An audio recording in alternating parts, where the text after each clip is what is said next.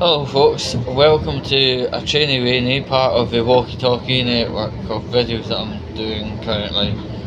Now, you can tell I'm on a train. It's straight up easy to decipher. Now, I have kept extremely tight-lipped on the topic of HS-POO. I'm really surprised I didn't force myself into the topic much earlier on, but anyway, I'm a busy guy. But this was meant to be a broad range of projects covering anything from Newcastle all the way down into Euston, and also from Manchester down to Euston. That bang noise you heard was the paragraph being lowered and raised on the train there. Anyway, so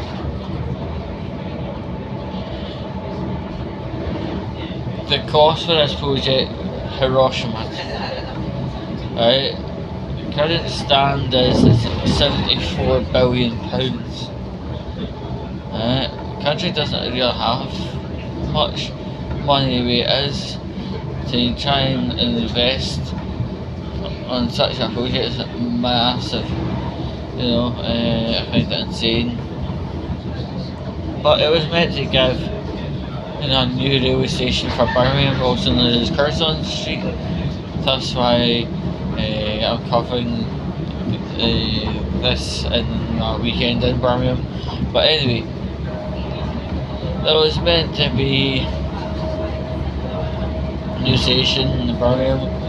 It is meant to have a bit of track between Birmingham and London, which is completely separate to the West Coast Main Line.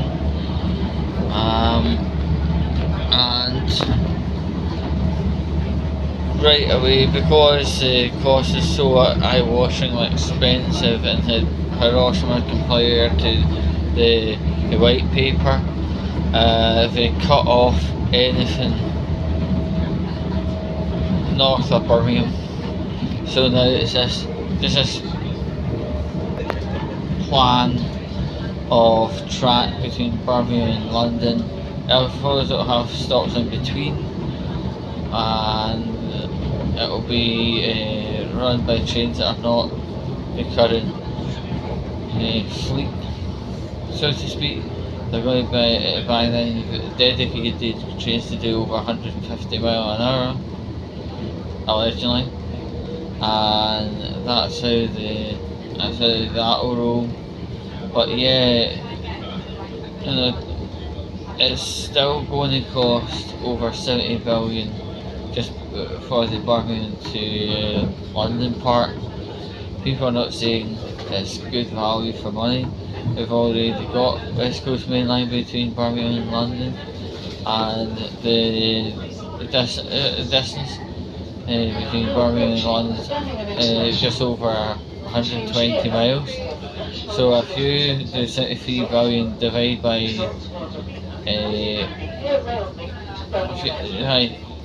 63 odd billion, divide that by 120, so they're basically saying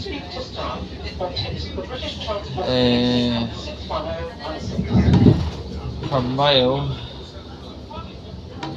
it's going to cost £730 million allegedly. So once it's a 73 billion divided by 120, which will probably about 680 million pounds per mile, does not instill anyone with the confidence of saying this is actually anything good. I don't want the public up enough. I think instead of paying to have like 100 and sorry, just getting my brain farted there. It's quite early in the morning. 68 million pounds per mile for a new kind of weird main line.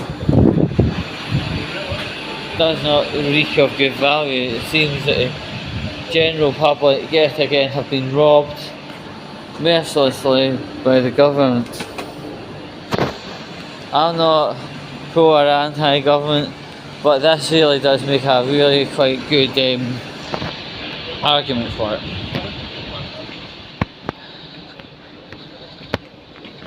If I was the government, I'd have said of spending that ridiculous amount of money per mile of track.